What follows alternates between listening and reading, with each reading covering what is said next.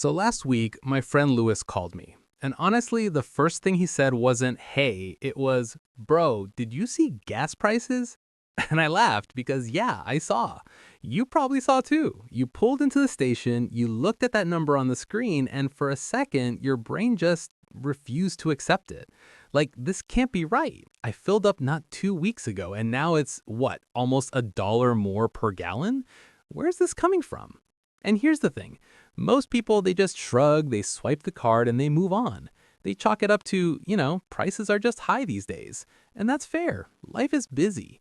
But if you stop and actually ask why, if you follow the thread all the way back, you end up somewhere really specific. You end up in the Persian Gulf. You end up staring at a narrow strip of water called the Strait of Hormuz.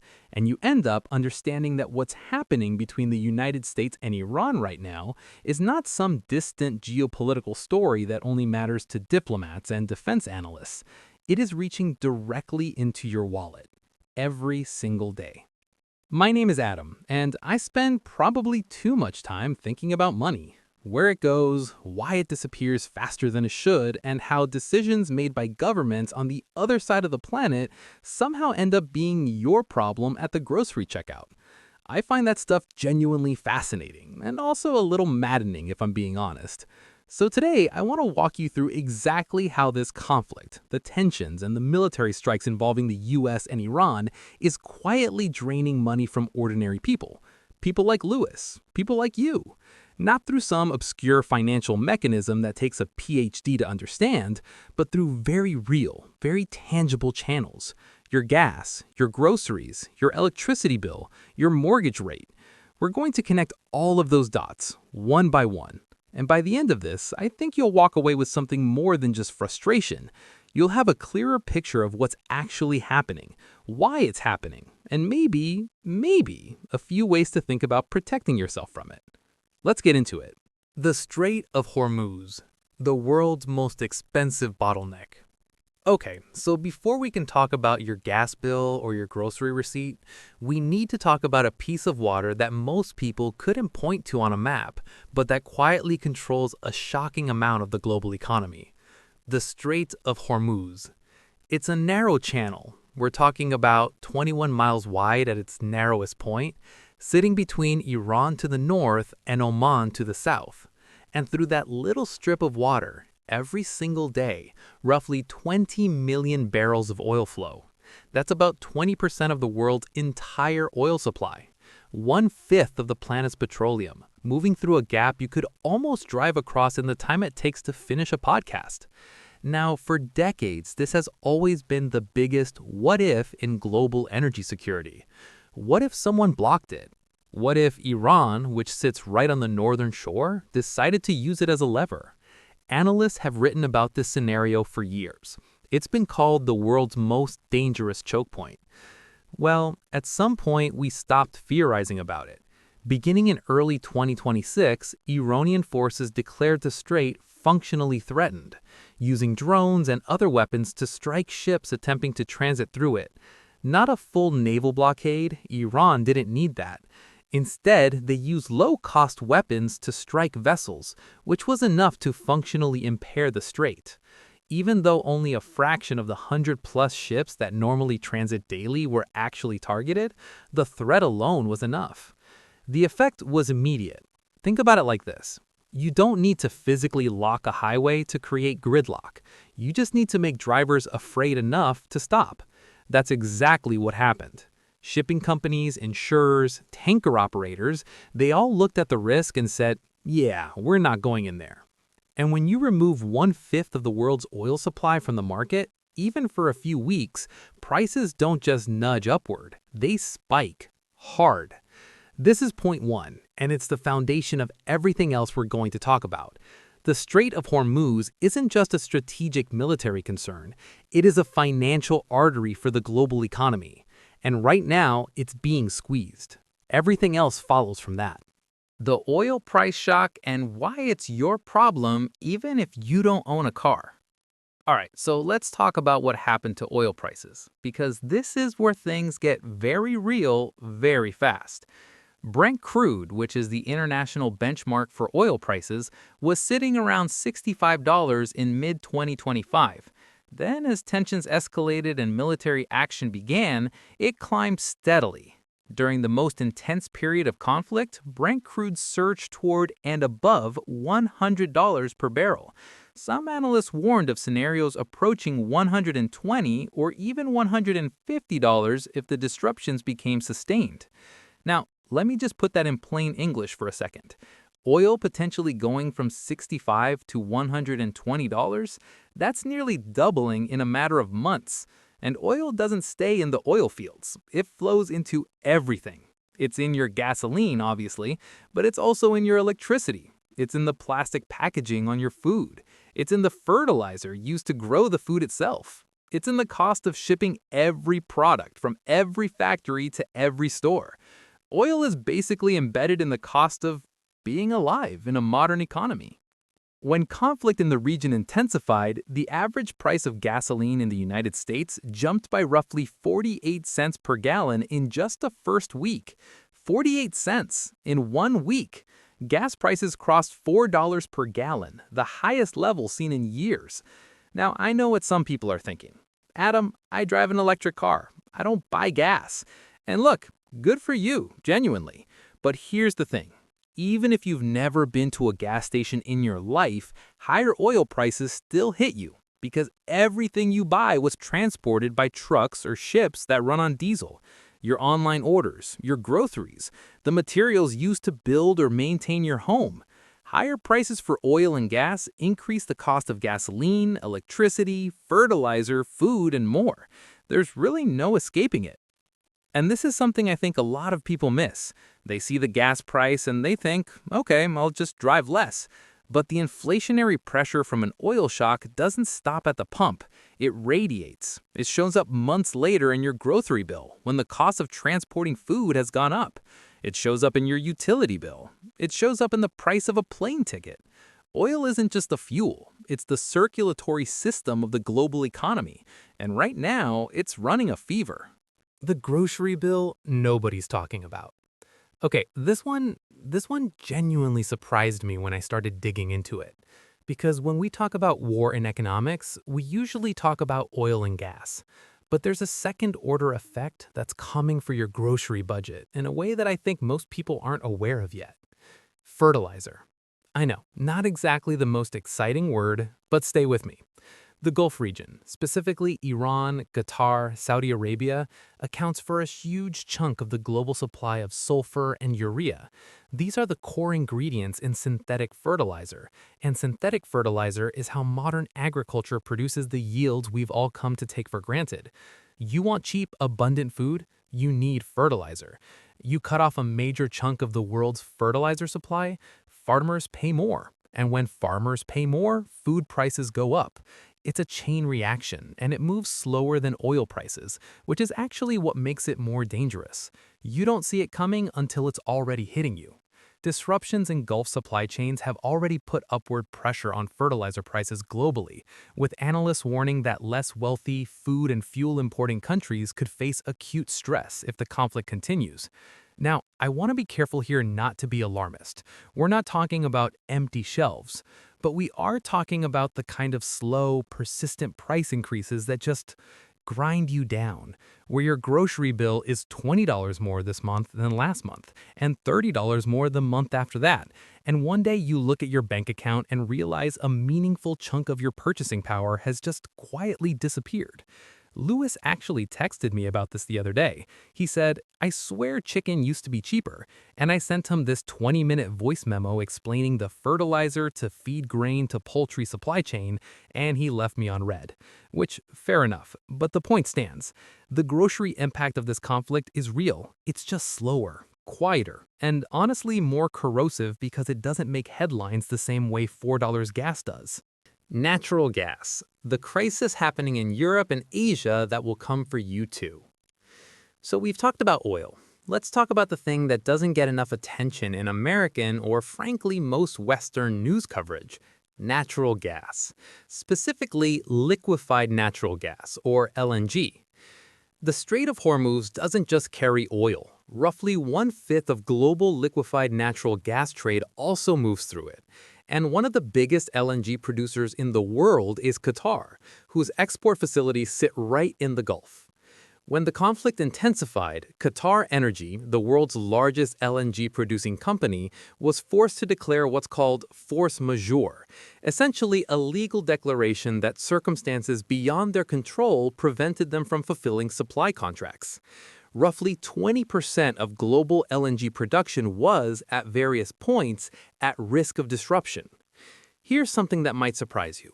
In the United States, natural gas prices rose, but by far less than in Europe and Asia. American domestic gas prices went up perhaps 7%, while European prices spiked around 63%, and Asian prices around 54% in a single week. So why the difference? Partly because the US produces a lot of its own gas domestically. But here's the thing. Somewhat insulated and completely insulated are very different. The United States spent years building infrastructure to export natural gas to the rest of the world. LNG terminals on the Gulf Coast, pipelines, export capacity. That's great for energy companies, but it also means American gas prices are now more connected to global markets than they used to be. When Europe and Asia are scrambling for LNG and willing to pay almost anything for it, that pulls American gas supplies and eventually American prices upward too. Your utility bill, your heating in winter, your electricity if you live somewhere with gas-powered generation, all of this is being touched by a war 7,000 miles away. And the further we go into this conflict without a resolution, the more that connection tightens. Inflation, the enemy that was already in the house. Okay, so here's the part that I find genuinely alarming. And I say this not to scare you, but because I think understanding this is actually empowering. The U.S. economy going into this conflict was already in a delicate position. The Federal Reserve had been fighting inflation for years, raising interest rates aggressively to cool an overheated economy. They were just starting to see real progress. Inflation had come down from its peak. There was cautious optimism that maybe, finally, they could start cutting rates. People were excited about that. Mortgage rates coming down, borrowing getting cheaper, a bit of financial breathing room. And then this happened.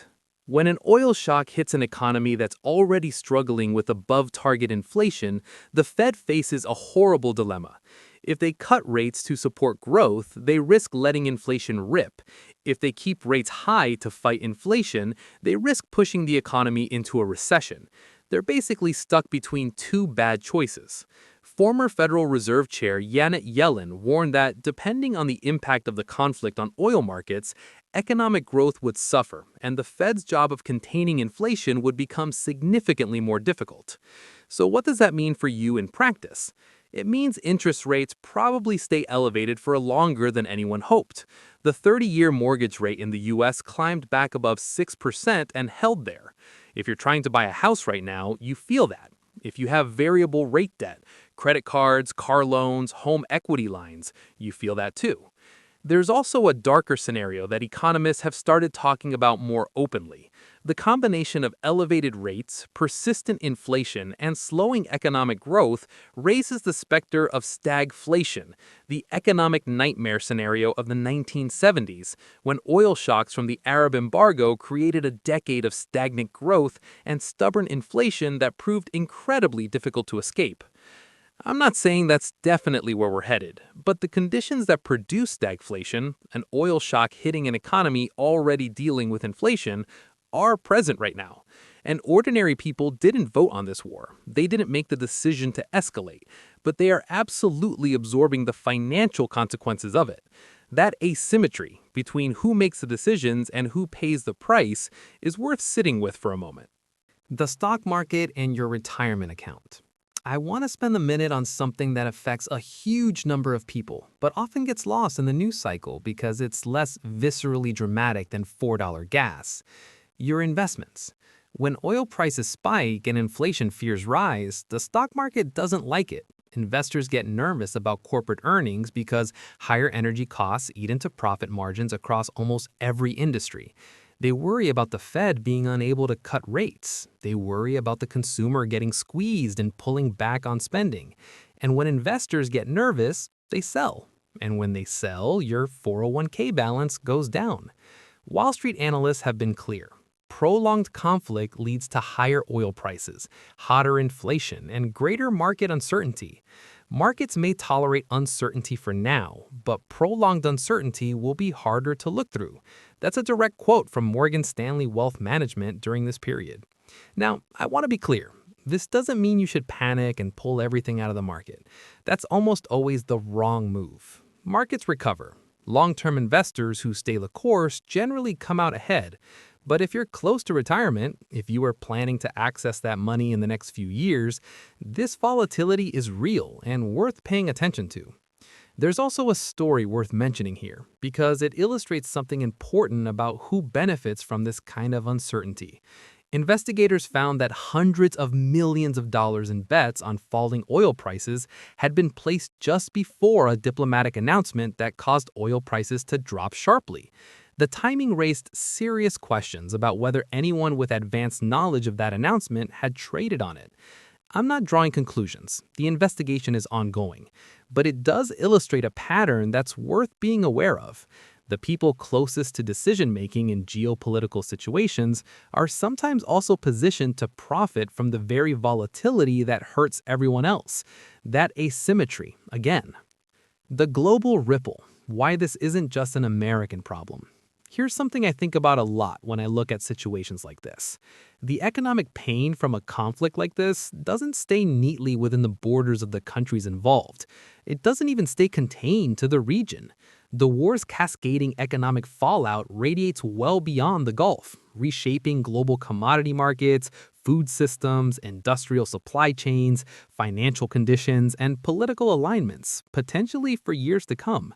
First, it hits oil, gas, shipping, and aviation, then inflation, industrial costs, and food security, and eventually trade routes, investment decisions, and political stability across countries that had nothing to do with starting any of this. Think about what that means in practice. If you're in Malaysia, which, given that you're watching this, you might well be, your fuel costs are going up. The goods you import are getting more expensive to ship. Your export competitiveness, if your country manufactures anything that requires energy in the production chain, is getting squeezed.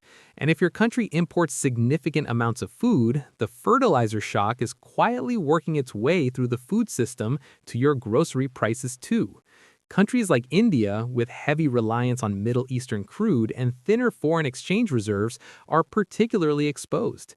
Higher energy prices feed inflation, weaken the currency, and threaten economic growth all at once.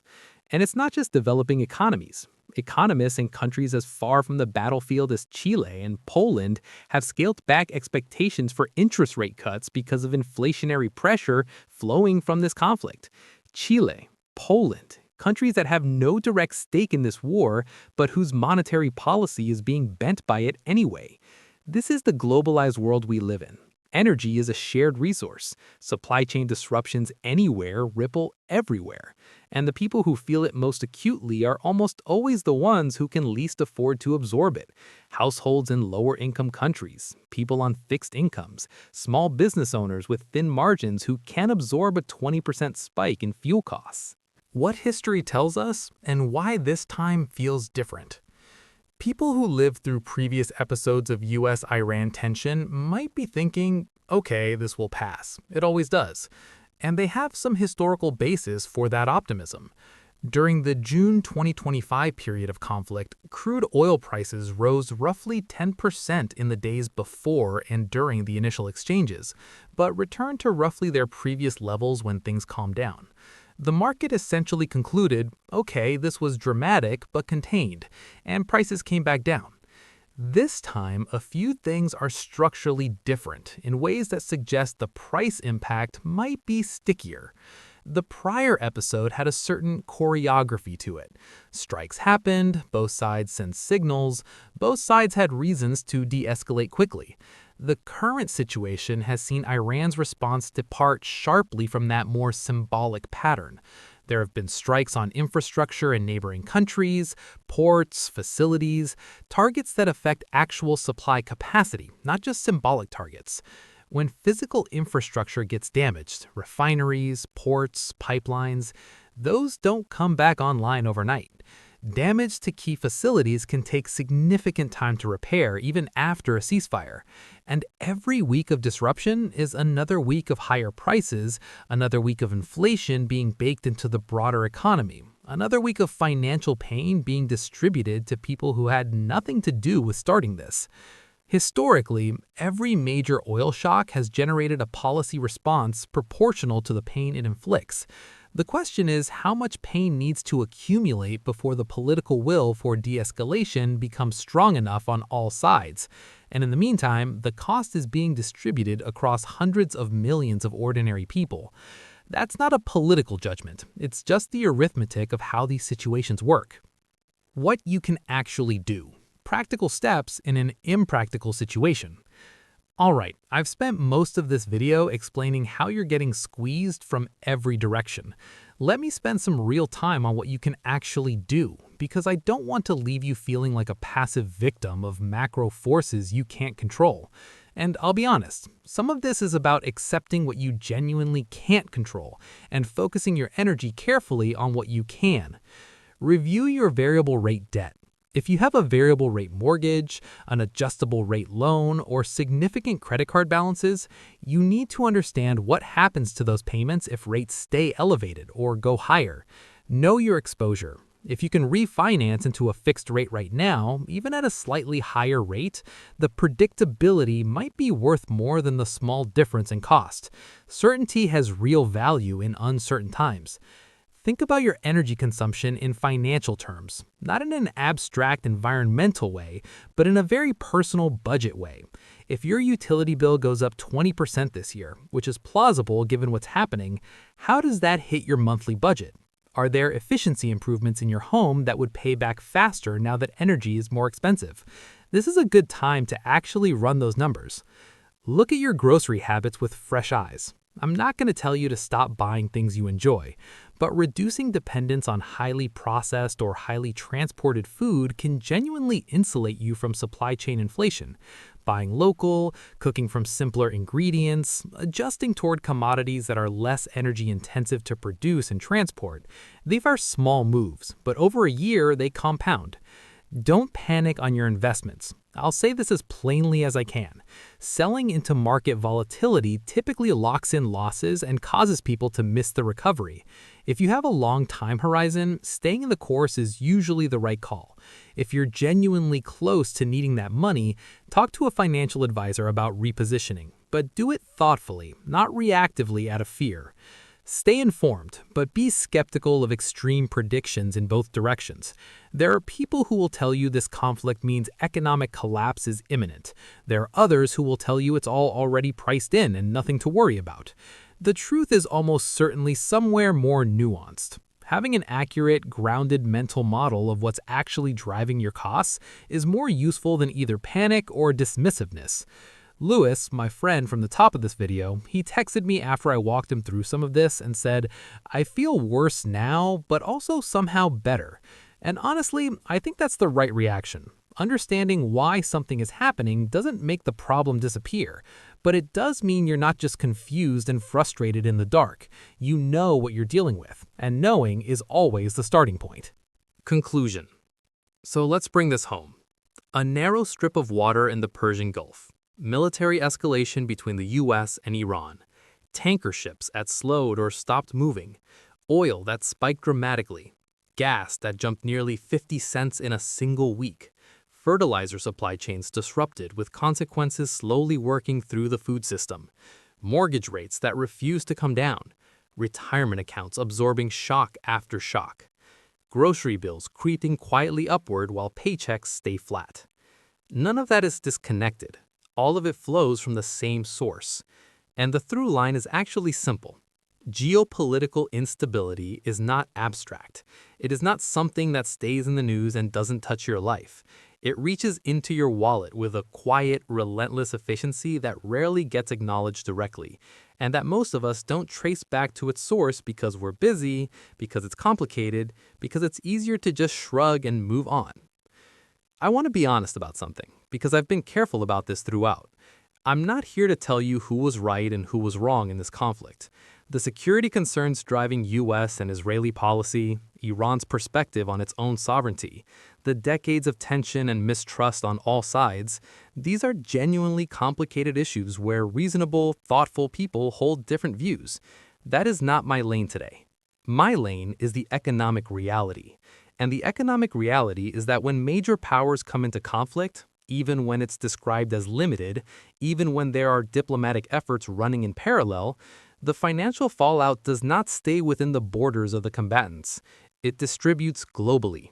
It lands on people who never voted for any of it. And it almost always hits the people who can least afford it the hardest. That asymmetry is important, not as a political statement, but as a piece of self-awareness that I think genuinely matters. Understanding that your financial situation is being shaped by forces outside your control doesn't make you powerless, it makes you clear-eyed. And clarity, in personal finance, in life, is almost always the first step toward doing something productive. So the next time gas prices spike and someone shrugs and says, I don't know, things are just expensive, maybe you'll think of this. Maybe you'll trace the thread back. Maybe you'll make one small financial decision differently because you understood what was driving it. That's not a grand transformation. It's not a guarantee of anything, but it's the quiet compounding work of paying attention. And paying attention to your money, to the forces shaping it, to the world you actually live in is always worth it. Take care of yourselves, and I'll see you in the next one.